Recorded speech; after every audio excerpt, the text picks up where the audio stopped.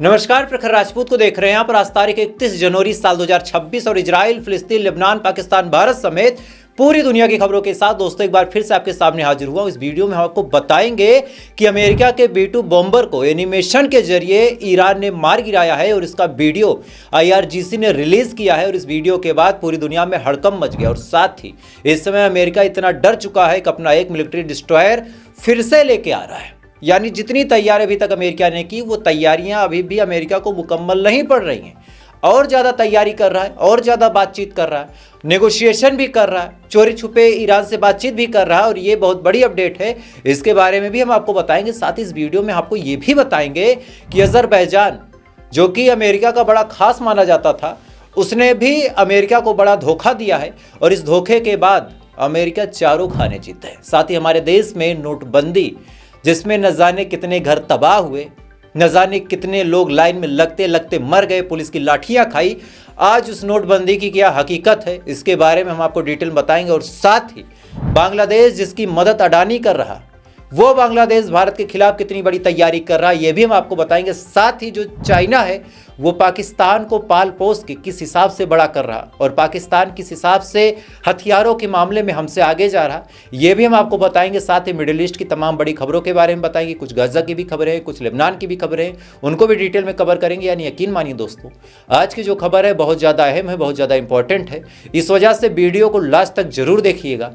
Channel पर नए हैं तो वीडियो को लाइक करके, चैनल को सब्सक्राइब करके अपना प्यार जरूर दे दीजिएगा। और साथ ही इस वीडियो को आप कहां से देख रहे हैं कमेंट करके बताइएगा, ताकि हमें भी पता चले कि ये प्रखर राजपूत का जो बड़ा सा परिवार है आखिर कहां तक फैला हुआ है। तो आप कमेंट करते रहें, तब तक एक एक करके मैं आपको खबरें बताता हूं।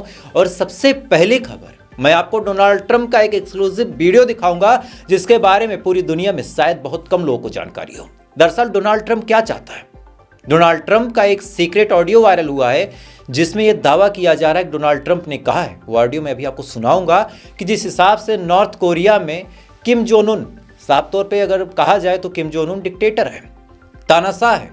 चुनाव होता है, एक ही पार्टी खड़ी होती है, वो जीत जाता है। अब डोनाल्ड ट्रंप का कहना है कि जिस हिसाब से नॉर्थ कोरिया के लोग किम जोंग उन को मानते हैं, पूछते हैं, डरते हैं, रिस्पेक्ट करते हैं, सेम तरीके से मेरी भी इज्जत अमेरिका में होनी चाहिए। यानी अमेरिका की डेमोक्रेसी को खत्म करने के बारे में इस समय डोनाल्ड ट्रंप सोच रहे हैं। और ये वीडियो जब निकल के सामने आया तो अमेरिका की आवाम में हड़कंप मच चुकी है और ये चीजें आपको अमेरिका में देखने को भी मिल रही हैं। ICE के नाम पे एक जो आतंकवादी संगठन इस समय अमेरिका बना चुका है, जो किसी को भी पकड़ के गोली मार दे रहा।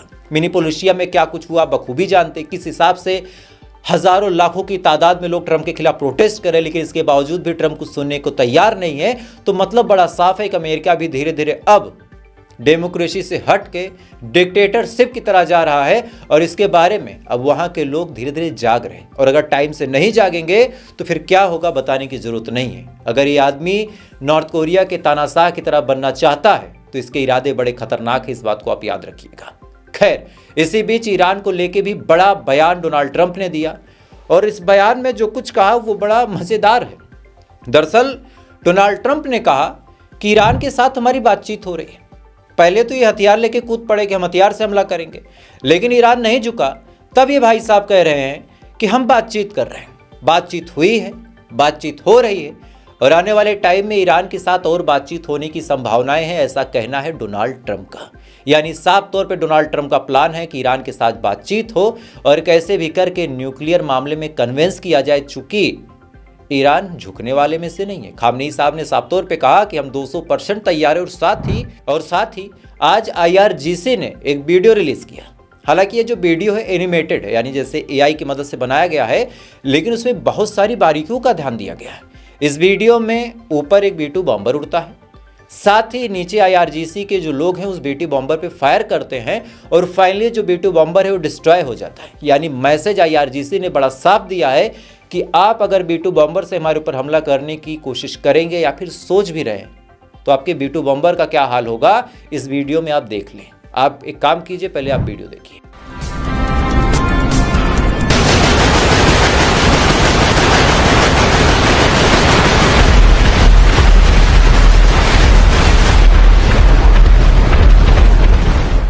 इस वीडियो में आप साफ तौर पे देख सकते हैं कि किस हिसाब से B2 बॉम्बर हवा में उड़ता है और इसी के साथ IRGC फायरिंग करती है और फायरिंग करने के बाद B2 बॉम्बर को गिरा देती है। अब सुनिए, इनको बड़ा गुमान था कि मिडिल ईस्ट में जब हमला करेंगे हम ईरान पे तो कोई हमारे खिलाफ नहीं आएगा। इन्होंने ये भी कहा कि अगर कोई हमारे खिलाफ आता है तो हम उस पर सेंक्शंस लगा देंगे, उस पर टैरिफ लगा देंगे।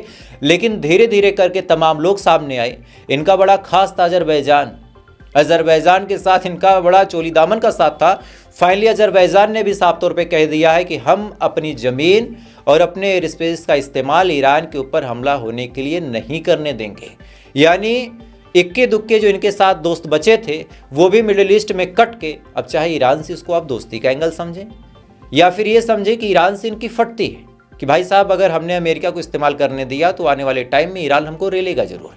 तो ऐसे हाल में अजरबैजान ने भी साफ तौर पे कहा है कि हम अपने एयर स्पेस का इस्तेमाल करने नहीं देंगे। और इसी बीच जब डोनाल्ड ट्रंप पूरी तरीके से घिर गया और उसको लगा कि हमारी जो तैयारी है वो मुकम्मल नहीं है, तब डोनाल्ड ट्रंप ने अपना मिलिट्री डिस्ट्रॉयर एलीट पोर्ट पे लाके खड़ा कर दिया। एलीट पोर्ट के बारे में आपको मैं ऑलरेडी बता चुका हूं, इस वजह से आज आपको वक्त जाहिर नहीं करूंगा। लेकिन हाँ, आज एक और मिलिट्री डिस्ट्रॉयर जानबूझ के ईरान के ऊपर दबाव बनाने के लिए एलीट पोर्ट पे लाके खड़ा कर दिया गया। और अब आप एक मैप देखें किस हिसाब से घेराबंदी की जा रही है। गल्फ ऑफ ओमान से, साथ ही जॉर्डन से, साथ ही लाल सागर यानी रेड सी से, इन तमाम जगहों से ईरान को घेरने की, ईरान को ऐसे मतलब दबाव में डालने की कोशिश इस समय अमेरिका कर रहा है। लेकिन ईरान न झुकने को तैयार है न रुकने को तैयार है। ईरान के साथ बस एक चीज़ ये चाहते हैं कि एनी हाउ जो ईरान है वो न्यूक्लियर ना बनाए। लेकिन इसी बीच एक रिपोर्ट आई है और रिपोर्ट को सुनने के बाद आज अब राहत भरी सांस लेंगे। दरअसल ईरान का एक न्यूक्लियर रिएक्टर है जिसको सिविल न्यूक्लियर रिएक्टर कहा जाता है और इसको ज़्यादातर लोग डिस्टर्ब नहीं करते हैं। यानी ये इंसानियत के लिए बनाया गया था। सेटेलाइट अमेरिका की वहाँ पे लगा रखी है अमेरिका ने, मतलब चप्पे चप्पे पे नज़र। अब कहानी ये है कि कल रात में वहाँ पे तमाम चीज़ें एकदम नॉर्मल थी जैसी होती हैं, लेकिन आज सेटेलाइट क्या देखती है दिन के उजाले में कि रात में वहाँ की जो मिट्टी है वो खोदी गई है, मतलब खोद के फिर से पाटी गई है। और जब ये इमेज निकल के सामने आई तो पूरी दुनिया को एक मैसेज गया कि इसका मतलब यहाँ पे कुछ तो हुआ है। भाई जाहिर सी बात है, न्यूक्लियर रिएक्टर के पास कोई खेती करने थोड़ी ना जाएगा कि ट्रैक्टर लेके जोत दिया अब बीज डाल के फसल निकाल देंगे। अगर वहाँ पे कुछ हुआ है तो जाहिर सी बात है न्यूक्लियर से ही रिलेटेड हुआ होगा। और इसी को लेके अब इजराइल टेंशन में, इजराइल ने कहा कि लगता है ईरान ने न्यूक्लियर बम बना लिया। हालांकि ये खबर बहुत बड़ी है, इसके बारे में अगली वीडियो में आपको डिटेल में समझाऊंगा, क्योंकि अगर इसको आज खींचूंगा तो वीडियो ऑलरेडी बहुत लंबी हो जाएगी। तो अगली वीडियो में आप इसको डिटेल में समझिएगा। लेकिन अभी के लिए ये जानिए कि उड़ती उड़ती खबर ये है कि ईरान बहुत तेजी के साथ न्यूक्लियर बम बना रहा, जो कि 2 दिन पहले भी उसी सेम रिएक्टर पर ब्लास्ट सुनने को मिला था। हालांकि IRGC ने कहा कि भाई साहब ये जो ब्लास्ट है वो मिसाइल का है। IRGC ने पहले ही सफाई दे दी कि मिसाइल का, आप लोग परमाणु ना समझे।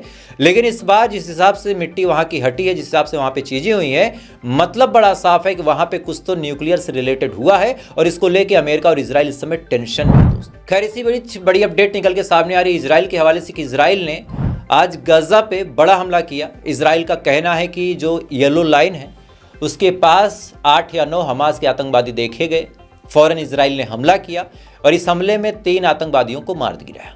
यह इजराइल का कहना है। वहीं फिलिस्तीन का कहना है कि हमारे 9 लोकल सिविलियन वहां पे गए थे और जैसे इजराइल उनको दूर से देखती है, इजराइल की जो IDF है वो देखती है, फौरन गोली चलाती है और गोली चलाने के बाद इन लोगों को मार देती है। और साथ ही आज इजराइल ने हिजबुल्लाह के ठिकानों पर भी बड़ा हमला किया। और यह हमला क्यों हो रहा है, क्यों हो रहा है, इसका जवाब आप मुझे कमेंट सेक्शन में दीजिए। जो लोग दे रहे हैं उनको मैं 5 सेकंड का मौका देता हूं, बाकी इसके बारे में मैं अपनी राय बताता हूं। जहां का राजा कमजोर हो वहां की प्रजा पे हमला होता है।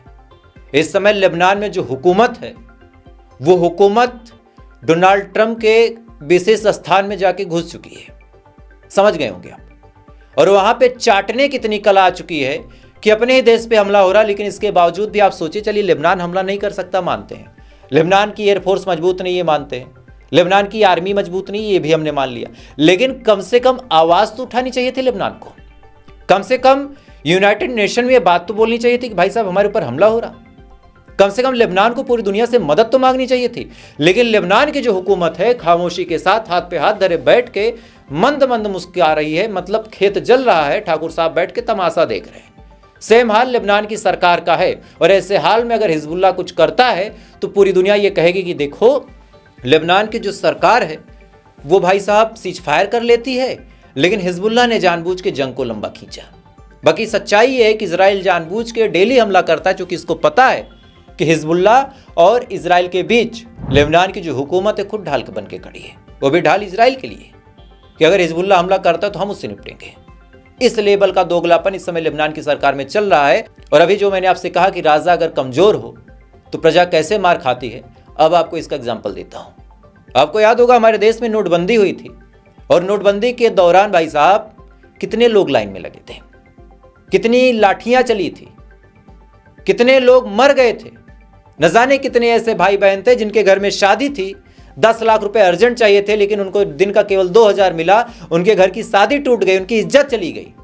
लेकिन लोगों ने क्या सोचा कि चलो मोदी साहब ने किया है तो कोई मास्टर स्ट्रोक होगा। और मोदी साहब ने क्या दावा किया कि भाई साहब आतंकवादियों के पास बड़ा पैसा है, भारत की करेंसी है, इस वजह से हम आतंकवादियों की कमर तोड़ने के लिए नोटबंदी ला रहे हैं। लेकिन आज उसी नोटबंदी की सच्चाई आपको दिखाऊं, और ये वीडियो कोई फेक नहीं है। कांग्रेस पार्टी ने बाकायदा इसको शेयर किया कि नकली नोट बाकायदा बेचे जा रहे हैं। मतलब 500 की नोट है तो 200 रुपए दो, 500 की नोट लेके जाओ, मशीन में लगा के दिखाया, नोट बाकायदा चल रही है, किसी भी मशीन में पकड़ी नहीं जा रही, और दुकानदार तो उसको पकड़ ही नहीं सकता। एक काम करें, आप वीडियो देखें पहले। का डेट, कॉन्टैक्ट नंबर, ठीक है, पूरा पैक बस कराएगा अपने पास, ठीक है, पूरा A1 क्वालिटी का अपने का गड्डी रहने वाला है। सबका सीरियल नंबर अलग अलग रहेगा, अपना बैंक पास, ATM पास रहेगा, ठीक है। एक का 10 मिलेगा, 50,000 का 5 लाख मिलेगा। इसमें आर्मी तार, गांधी जी, ग्रीन तार, ब्लू तार सब दिखेगा, ठीक है। बायो में नंबर दिया है, कॉन्टैक्ट कीजिए।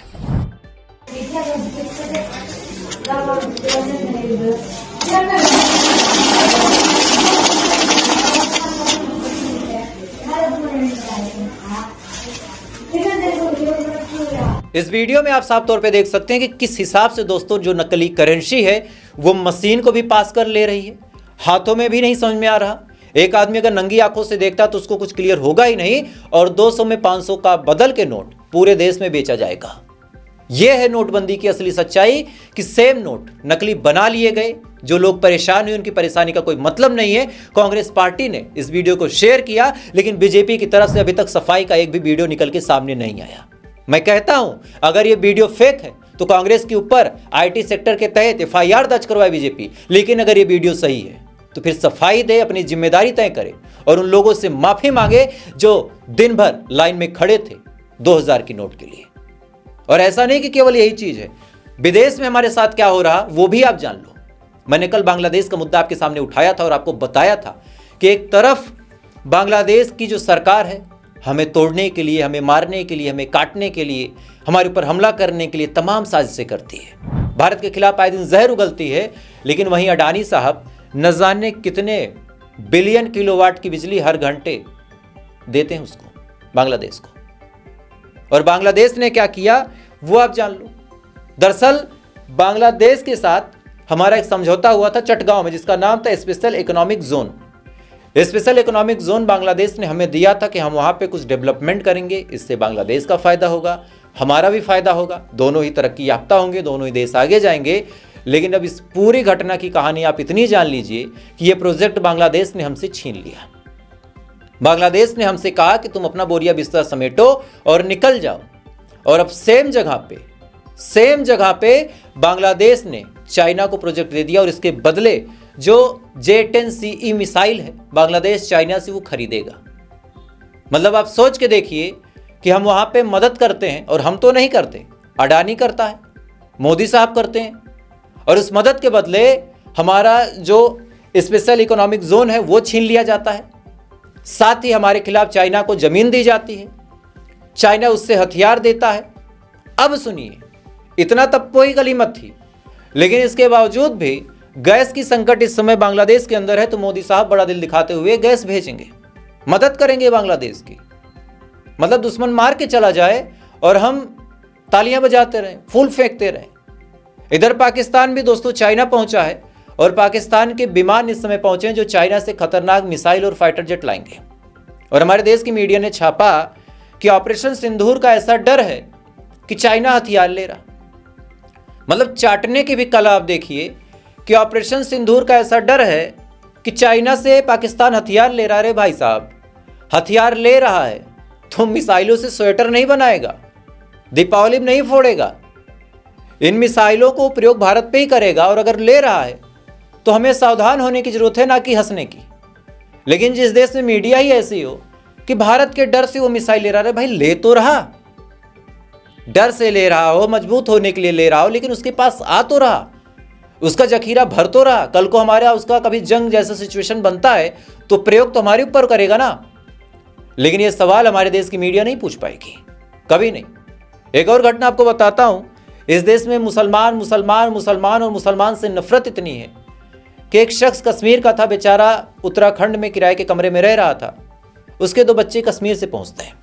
सोचिए, उत्तर प्रदेश, बिहार, उत्तराखंड, पंजाब, हरियाणा, यहाँ से कोई आदमी कश्मीर में जाता है तो वहाँ के लोग हॉस्पिटलिटी देते हैं, सम्मान करते हैं, स्वागत करते हैं, कहते हैं हमारे मेहमान आए।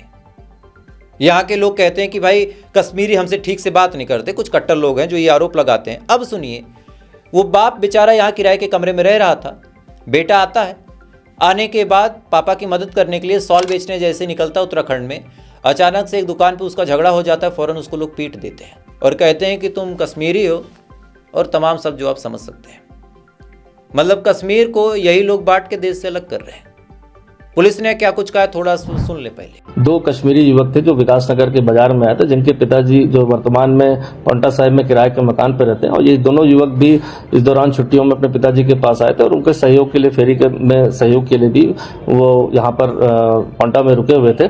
कल विकास नगर में एक दुकानदार से इनकी किसी बात को लेकर वहां पर कहासुनी हो गई, जिसमें दुकानदार द्वारा जो है उन पर हमला किया गया, जिससे वो इंजर्ड हुए थे। इस वीडियो में आप साफ तौर पे सुन सकते हैं कि पुलिस ने भी साफ तौर पे बताया है कि पिता बेचारा किराए के कमरे में रह रहा था। कश्मीर से 2 नौजवान आते हैं, मुसलमान होने की वजह से, कश्मीरी होने की वजह से उनके साथ भेदभाव किया गया। असली यूजीसी यहाँ लागू होना था, लेकिन जातियों में लड़ाने के लिए यूजीसी कहीं और लागू हुआ और सुप्रीम कोर्ट ने फटकार लगाई तो मोदी साहब खामोश बैठे हैं। तो आप सोच के देखिए कि इस देश में डेमोक्रेसी कितनी खतरे में है। खैर, तो फिलहाल अभी के लिए बस इतना ही। बाकी थोड़ी देर बाद आपसे फिर मुलाकात होगी किसी नई खबर के साथ। और वीडियो आपसे मिस ना हो, इस वजह से चैनल पर नए हैं तो वीडियो को लाइक कर लें, चैनल को सब्सक्राइब जरूर कर लें, चूँकि ताकि जब हम अगली वीडियो लाएं तो सबसे पहले वो वीडियो आप तक पहुंचे। बाकी थोड़ी देर बाद आपसे फिर मुलाकात होगी ऐसी किसी घटना के साथ। तब तक आप अच्छे रहें, खुश रहें, अपना ख्याल रखें, अपने देश का ख्याल रखें। जय हिंद। ऊपर वाला आपकी हिफाजत